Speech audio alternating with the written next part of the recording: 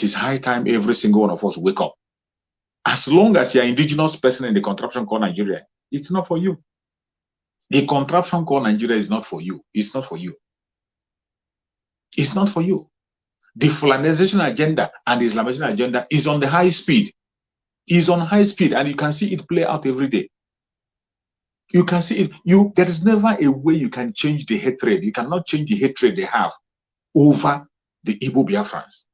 You can not just the Igbo Biafrans, because sometimes when you talk about the Igbo Biafra, it will seem it's just the Southerners, the hatred that the Fulani Caliphate have against the Southerners, mainly the Igbo Biafrans. It's so much.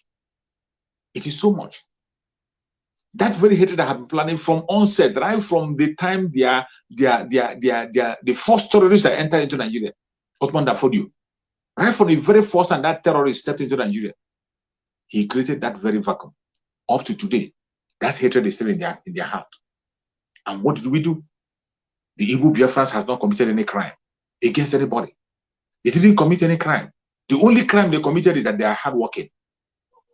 They are hardworking. They don't want to beg.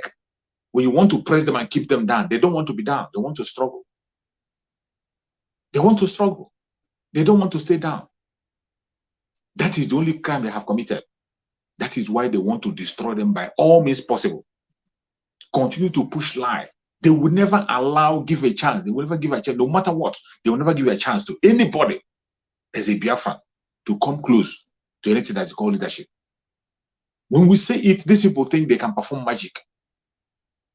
It is becoming more clear every day. The hatred is inbuilt. It's inbuilt. The caliphate, the Fulani Caliphate, will prefer the division of Nigeria than giving an Igbo man a presidency. And they are prepared. They are very much prepared. The Fulanization agenda to dip their Quran into the Atlantic Ocean, they are pursuing by all means. And the only hindrances they have on their way is the Igbo Biafrans. That is the only hindrance they have in their way. It is not easy for them to run over. That is the only area you see that their Islam doesn't have a grip. They have used that Islam to penetrate on every side of that contraption called Nigeria. They have a foothold everywhere, except in Biafra land. It's only in Biafra land that is where they can't find a space to hang on to. They can't find a space to hang on to. They find out that we know that we are kings and princes. They know that we recognize who we are. That is why they are not taking it live with us. Why do they hate us?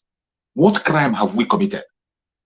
You do not want these people in your country. Let them go. You don't want them to go. What do you want us to do? You don't want them in the country. You have killed them. If you brought war upon them, they didn't fight. You brought war upon them. Kill as many people as you can. Yet you're not satisfied. Even before the Civil War, before the Civil War started, the hatred had been already. Why did you hate them? Before the Civil War, the hatred had been there. Why did you hate them? Simply because they are hardworking. You saw what Ahmadu Bello said when he was being interviewed. What Ahmadu Bello said when he was being interviewed. I'm going to play the video for you to see. Listen to what he has said. He didn't point out any crime that was committed. The only crime that the Igbo Biafran has committed. And when he's mentioning Igbo Biafran, he's not referring just to only the Biafran. He's actually referring to the southeastern part of Nigeria, the old southeastern region. The only crime we have committed is that we are hardworking. We cannot stay down. When you press us down, we are educated. That's the only crime we have committed. Listen and watch what he said. One thing I've noticed, Premier, while I've been here, is that Northerners seem to have, I might almost call it, obsession about the Igbos. Could you perhaps explain that to me? Well, the Igbos are more or less the type of people whose desire is mainly to dominate everybody. If they go to a village, to a town, they want to monopolize everything in that area. If you put them in a labor camp as a laborer, within a year they will try to emerge as headman of that camp, and so on. Well, in the past, our people were not alive to their responsibilities, because you can see from our Northernization policy that in 1952, when I came here, there weren't 10 Northerners in our civil service here. Then I tried to have it Northernized, and now all important posts are being held by Northerners. Is this policy of filling all key posts in the north solely with Northerners and not with other Nigerians a temporary or permanent one? In actual fact, what it is a northerner first. If you can't get a northerner, then we take an expatriate like yourself on contract. If we can't, then we can employ another Nigerian, but on contract too. This is going to be permanent, I should say, as far as I can foresee, because it will be rather dangerous to see the number of boys who are now turning from all our learning institutions coming out with having no work to do. I'm sure whichever government of the day might be, it will feel rather embarrassed, and it might even lead to bloodshed.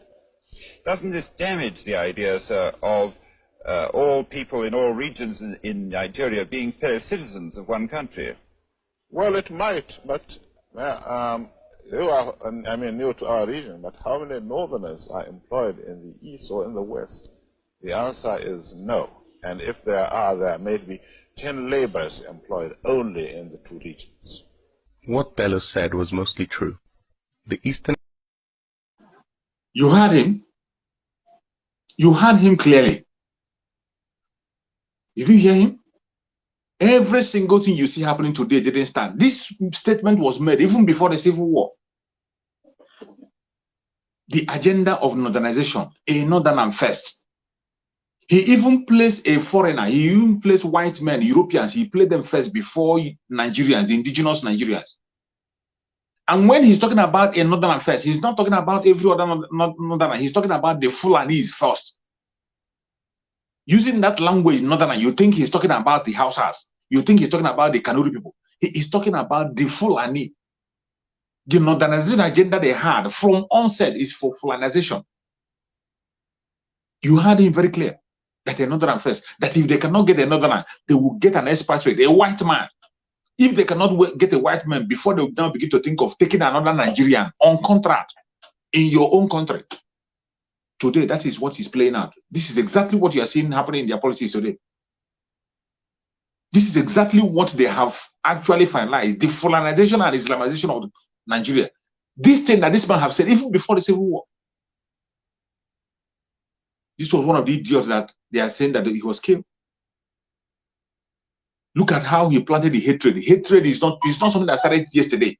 The hatred didn't start yesterday. The hatred started before the Civil War.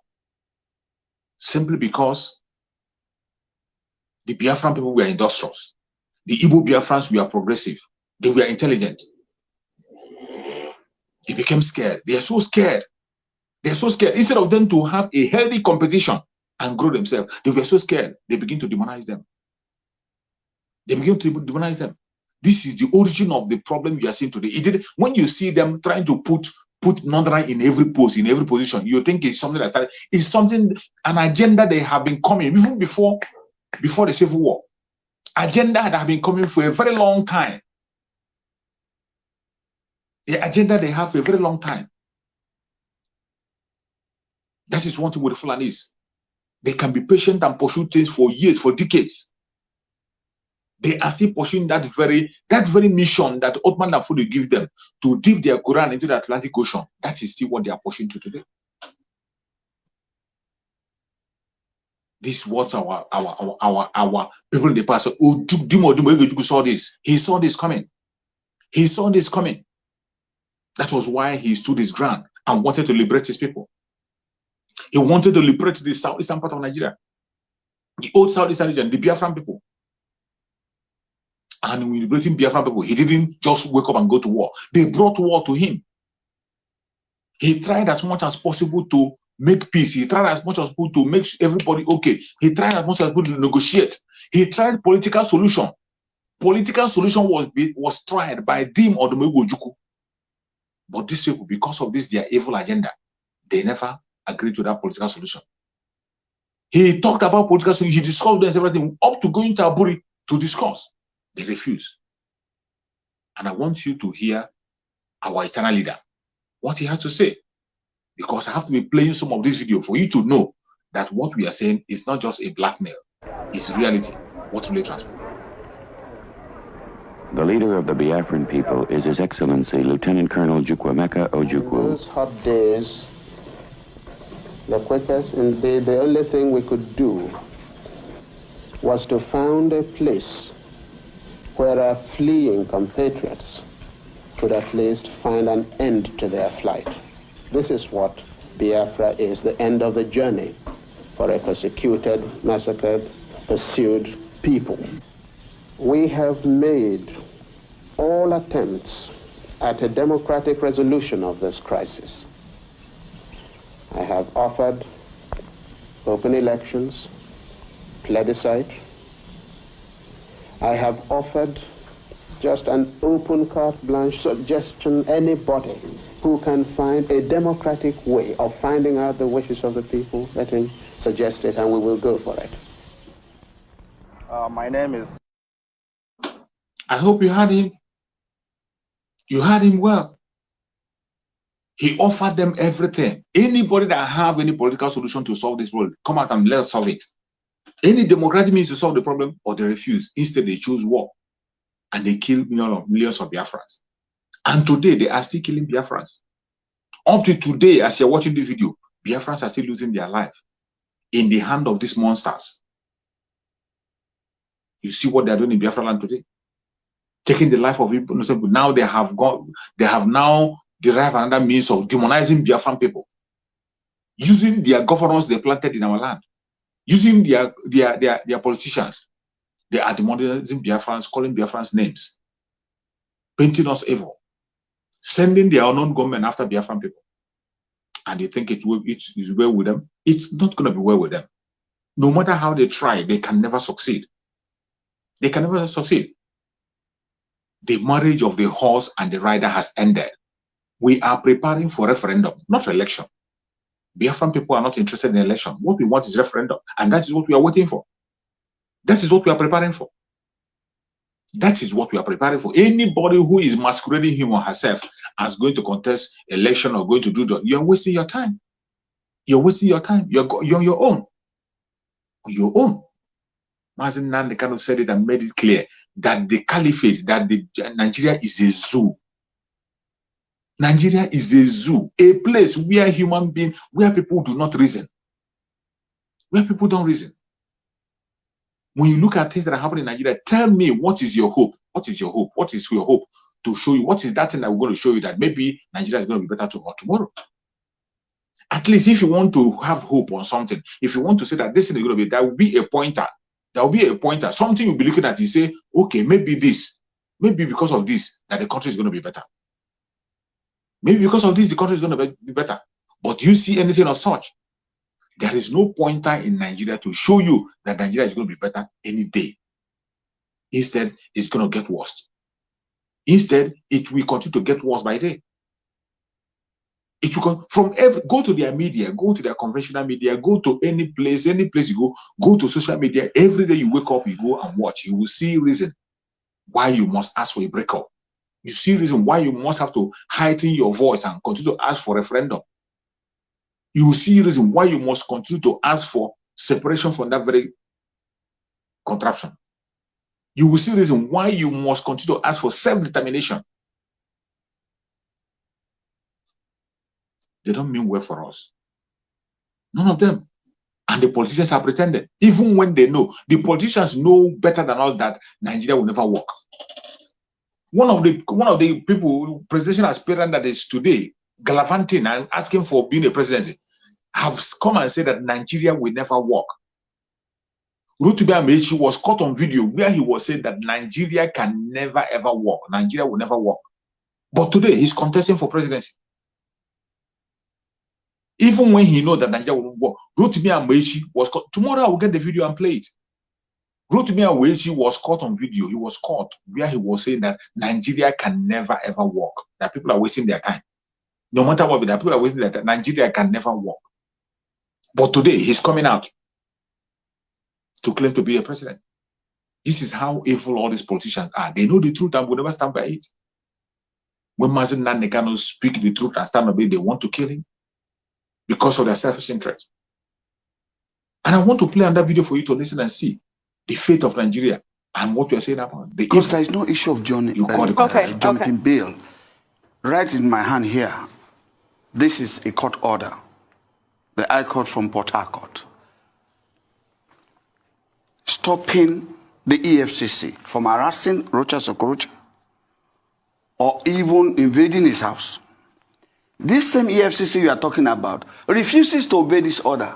In fact, the court slammed them with 500 million naira that they have not paid, and they did not even go to court to say, okay, can you quash this order? The same EFCC who refused to obey this order, you can see it. I'm handing over to you people to see, and I'll put it on my Facebook page today for everybody to see. The same EFCC who refuses to obey this order is telling Nigerians that the Rocha Sokorocha, he's jumping bail. Which bail? The day he declared for his presidential ambition, the same day, few hours after, they slammed charges on him. They didn't serve him. We all hear from, in fact, we all hear from social media. They know his house. They know his office in the Senate. They can access him at any time. They never told him anything. It came as a shock to everybody. Now, few days ago, he had a meeting at his residence with other Southeastern presidential aspirants. Now, 2 days after, it's meant to go for screening. Yesterday, APC presidential screening. The same EFCC came to his house. For God's sake, are we Zoo Republic? The same EFCC came to his house on that same day just to make sure that he does not attend the screening. So he didn't drop administrative bail? No, not at all. Okay.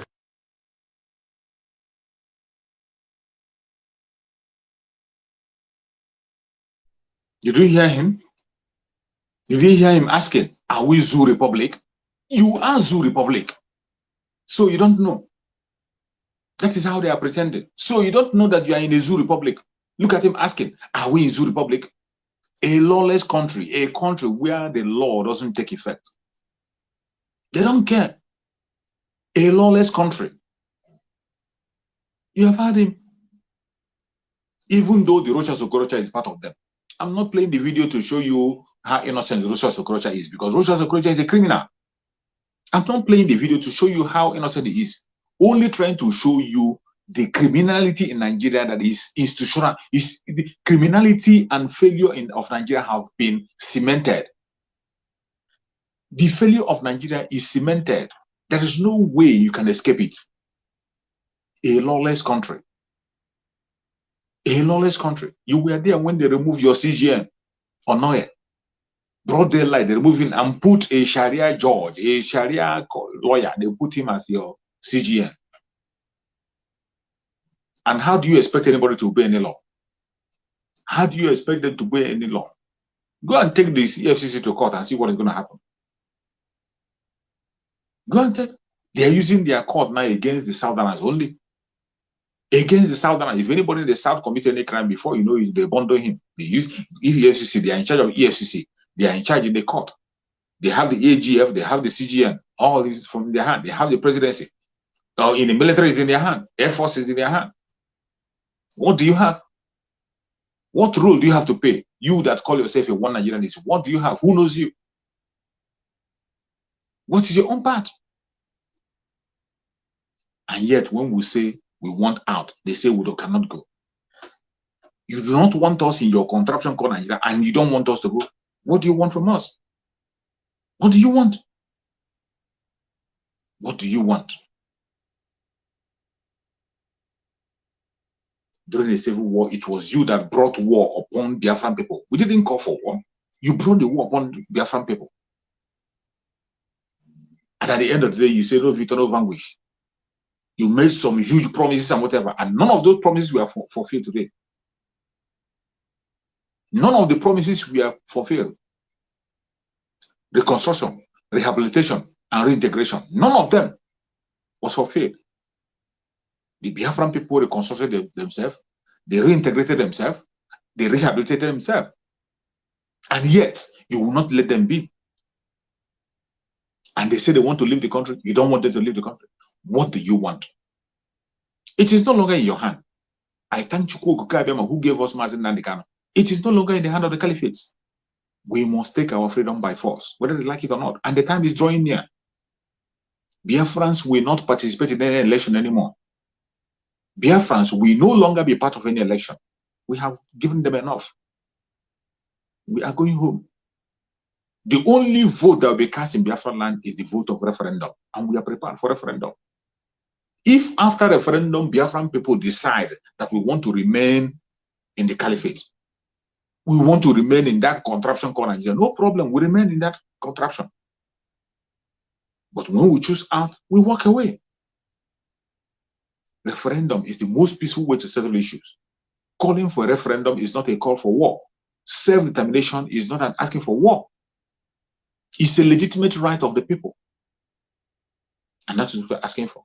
If you like, go and use all their politicians to continue to blackmail IPOB, blackmail ESN, blackmail Mazin. It can never work. All those your blackmail cannot fly. No matter the amount of blackmail you bring upon Biafra people, it can never stand. We are going home because we know what we want. We know what we want and we know what we're fighting for. None of you can stop us. You can't stop Biafran from coming because Biafrans must go. You do not want Biafran people. You don't want us. Allow us to go. Allow us to go. You cannot force us to be in a marriage that we don't sign up for. A marriage that we don't sign up for. And by the way, we are not the first people that made this move to move out of Nigeria. You were even the people, if it is the Caliphate that initially did not, we are the people who tried to pull out of Nigeria first. They were the people who made the move for pull out of Nigeria first. But today, you see them persecuting Mazin and killing Biafrans because they want to go out of the Caliphate. And if you think it's a joke, I'm going to play another video for you to listen and see that we are not the first people to make that move. And it is not an illegitimate move. It's a legal move. To call for referendum, to call for self-determination is legal.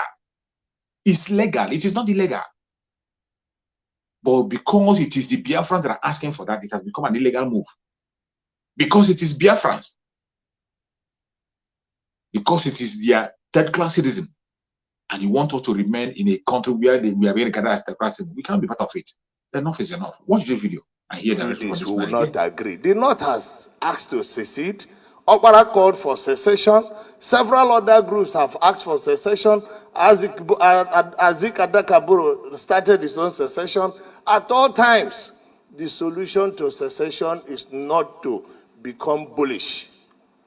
The response to it is to invite the people and start discussing with them and find out why they are doing so, and be patient and agree with them and discuss and convince them why they shouldn't do so. And I must say that it is not an offense for anyone to call for secession. I did so on the floor of the National Assembly as a member of House of Reps in 2005. I called for the creation of the sovereign state of Biafra, and the heavens did not fall.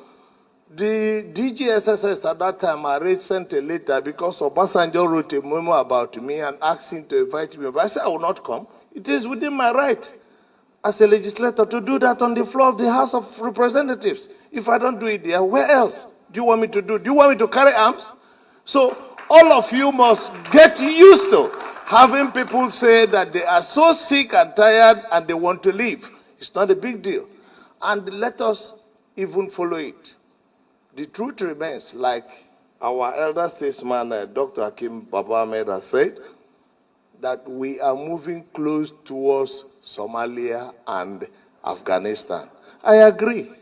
He is very, very correct. The only difference between him and I is that I want to opt out of it. I don't want to wait until we get to Somalia, because we are moving too fast towards Somalia. When we get to Somalia, it would have been too late. I am saying, please, those of you who want to continue with them to Somalia, please follow them. Those of us who are opting out of the boat and we don't want to go to Somalia, I want to do what? Go to the right. That's the simple argument. And I don't see why it should be offensive to anybody.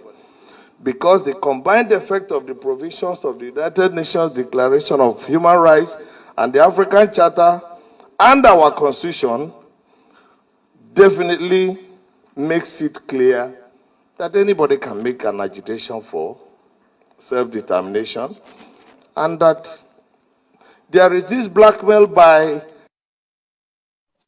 Did you hear him? I hope you heard him clear. I have nothing to say anymore. Just to let you know and encourage you, if you are a Biafran, don't shake. The move you are making, the agitation is legitimate. Our agitation is a legitimate agitation. That is what we are doing. Our agitation is legitimate. It is not a crime. We are not committing any crime. We are not doing anything wrong. What we are asking is a real demand. And if the contraption called Nigeria is sincere to themselves, they should give us referendum. Grant us referendum so that we can be able to opt out of this very ship. Just as that man said that we don't want the ship to sink before we go down. We want to go down. Those who want to go and sink with the ship, let them be in the ship. Let the ship begin to sell them to Somalia, whatever they want to go and sell. But for us, we want to opt out of the ship. May Ojukwu Kabiama give us strength and continue to be with us. And before I go, I would like to play this very short music for you to hear and listen also, to encourage you, fellow Biafrans, encourage you, many Igbo Biafrans, encourage you so that you never shake and stand firm in whatever you are doing. I did not come to talk about the hardship, whether bag of rice go up, exchange rate now one. Now all of us now they feel that one. The only reason why I came is to come and tell Nigerians how disappointed I am in some of una. Instead of una to be concerned about the backwardness brought to us by President Buhari, some of you are busy discussing about how to wage war against the Igbos. What are the Igbos done wrong? Let me tell you today, if not for the Igbos, some of us for not the feed the best something for market today. Because the Igbos you are trying to wage war against now are the Japanese and Chinese of Nigeria. If to say they see better government when you empower them, today we for not the import cars or any other good things from overseas. I bet you, my brother, if you drive away the Igbos today, me advisor will give you 5 to 10 years. You will be looking for their country visa to travel to their country because the Igbos to get brave. Bloody civilian, play that thing for me. You heard him.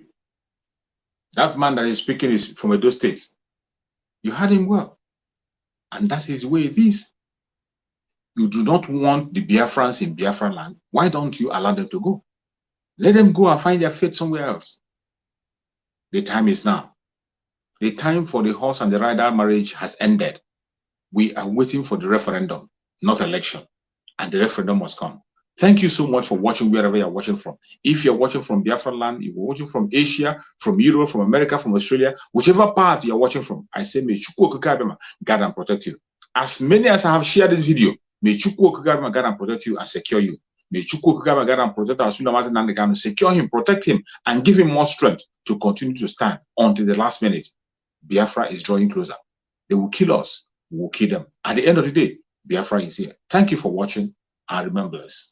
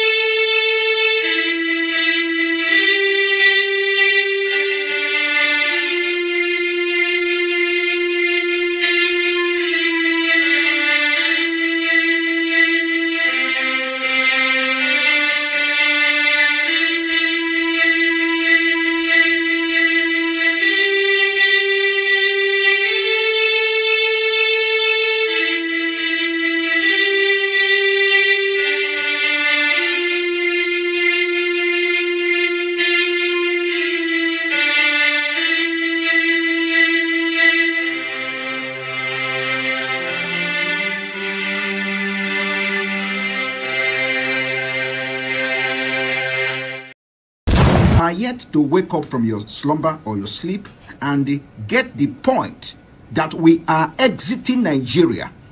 Exiting Nigeria is not going to come from the platter of golden plate. you have to sacrifice for it. And we are ready to sacrifice everything, including you, if you come and stand on the way of freedom. So you need to know how serious we are.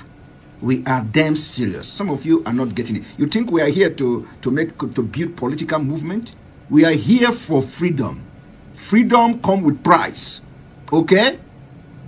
The only thing you can do is to comment on social media. Don't ever stand on the way of Biafra freedom. We crush you. Their interest is suppressed. Biafra is the key. Once they can hold Biafra down, they can hold the whole of Africa down. Hey, freedom fighting, sorry. Because all these people are criminals, they are saying there is no way this man cannot be a criminal like themselves. They don't have a different breed altogether. They don't know that. I am Nnamdi Kanu. I don't do all this nonsense you do. My father was a very rich man, not ostentatious. I had the finest education that his money could afford. We are not poor. Have never been. That is why a poor man cannot be a freedom fighter. If you're not full of yourself, you cannot be a freedom fighter. You have to go everywhere.